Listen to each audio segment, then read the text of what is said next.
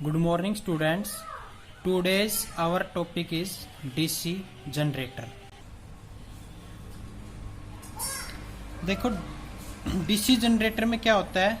जो DC generator है वो प्रोड्यूस्ड डायरेक्ट करंट को प्रोड्यूस करता है। जैसा कि AC जनरेटर करने से पहले हमने बताया था कि डायरेक्ट करंट क्या होता है। एक current is said to be direct current, its magnitude and directions do not change with time. जिसका मैग्नीट्यूड और डायरेक्शंस टाइम के साथ चेंज नहीं होती वो क्या कहलाता है, डायरेक्ट करंट। और ये एक स्ट्रेट लाइन को प्रोड्यूस्ड करता है। तो सबसे पहले हमारे पास जो डायग्राम है डीसी जनरेटर का, ये दोनों मैग्नेट्स हैं। इन दोनों मैग्नेट्स के बीच में स्ट्रॉन्ग मैग्नेटिक फील्ड प्रोड्यूस हो रहा है। ये रेक्टेंगुलर कॉइल है PQRS और ये इसका रोटेशंस ऑफ एक्सिस है, रोटेशंस ऑफ एक्सिस। उसके बाद ये टू रिंग है R1 एंड R2। इसमें दोनों जो रिंग है वो हाफ हाफ होंगी, आपस में ये यहाँ पे टच नहीं होंगी। Half ring R1 half ring R2। उसके बाद ये ब्रूस B1 ये ब्रूस B2। तो इसके बाद प्रिंसिपल देखो इसका।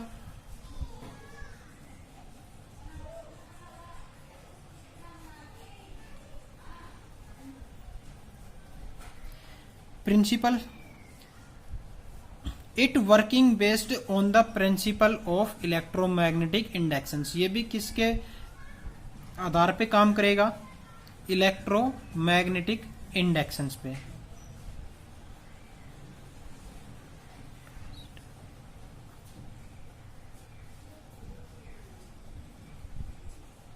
इलेक्ट्रोमैग्नेटिक, अब जो इलेक्ट्रोमैग्नेटिक इंडक्शंस है वो क्या होता है, जब हम किसी भी सर्कुलर कॉइल के अंदर से इलेक्ट्रिक फील्ड स्ट्रेंथ को चेंज करवाते हैं। तो इलेक्ट्रिक फील्ड स्ट्रेंथ चेंज होने के कारण उस कॉइल के अंदर EMF इलेक्ट्रोमोटिव फोर्स क्या होता है, चेंज होता है, इंड्यूस हो जाता है। और जैसे ही इलेक्ट्रोमोटिव फोर्स इंड्यूस्ड होता है तो उसके अंदर करंट प्रोड्यूस हो जाता है, जिसको हम क्या बोलते हैं, इलेक्ट्रोमैग्नेटिक इंडक्शंस। जो डीसी जनरेटर है वो भी किस पे काम करेगा, इलेक्ट्रोमैग्नेटिक इंडक्शंस के ऊपर। जैसे ही इन दोनों पोल्स के बीच में स्ट्रॉन्ग मैग्नेटिक फील्ड क्या होगा, प्रोड्यूस्ड होगा, तो हमारी जो रेक्टेंगुलर कॉइल है जो n नंबर ऑफ टर्न्स से बनी हुई है, इसके अंदर क्या होगा, EMF इंड्यूस्ड होगा। और EMF इंड्यूस्ड होने के उपरांत क्या होगा, इसके अंदर करंट फ्लो होने लग जाएगा। नेक्स्ट इसकी कंस्ट्रक्शंस।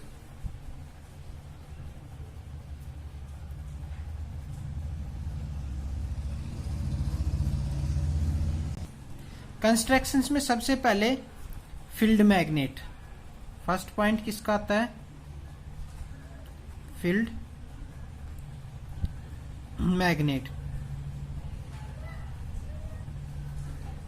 देखो क्या है, we know that N and S be the permanent magnet and produced the strong magnetic field between them।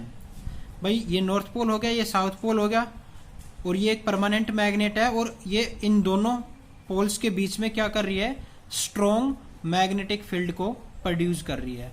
ये काम है फील्ड मैग्नेट का। उसके बाद नेक्स्ट जो बारी आती है आर्मेचर, जिसको हम रेक्टेंगुलर कॉइल बोलते हैं।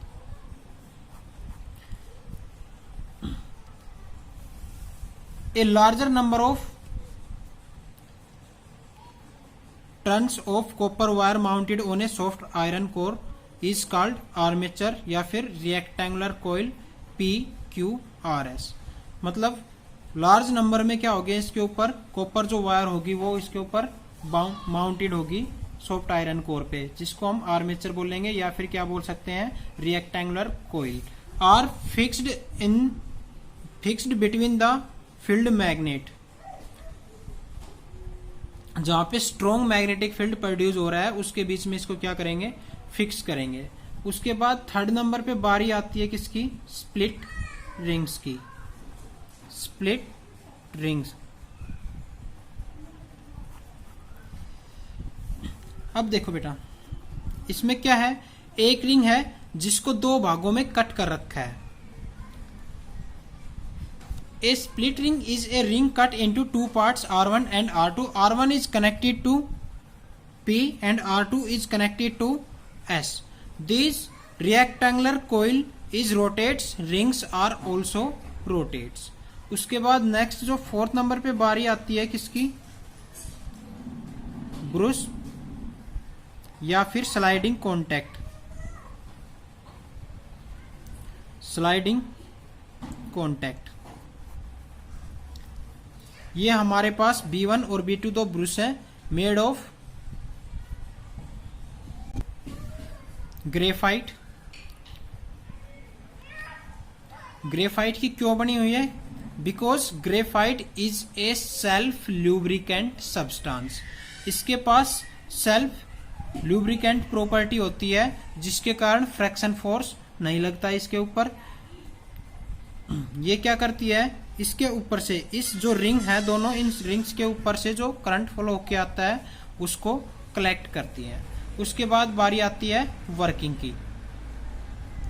अब देखो, जैसे ही जो स्ट्रॉन्ग मैग्नेटिक फील्ड है वो नंबर ऑफ टर्न्स के अंदर से पास होता है, तो उनके पास होने से के कारण इसके अंदर कोइल्स के अंदर क्या होगा, ईएमएफ इंड्यूस्ड हो जाएगा, इलेक्ट्रोमोटिव फोर्स इंड्यूस हो जाएगा, जिसके कारण करंट क्या होगा, प्रोड्यूस होगा, और वो करंट फ्लो होना स्टार्ट करेगा P से Q according to right hand thumb rule.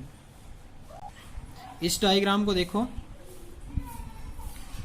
जब क्या होगा, इन दोनों मैग्नेटिक पोल्स के बीच में स्ट्रॉन्ग मैग्नेटिक फील्ड प्रोड्यूस होगा, तो इसके अंदर जो है soft iron core n number of turn से कॉपर वायर से वाउंड कर रखी है, उसके अंदर क्या होगा, ईएमएफ इंड्यूस्ड होगा और करंट क्या हो जाएगा, प्रोड्यूस हो जाएगा, जिसके कारण करंट फ्लो होगा पहले P to Q according to right hand thumb rule.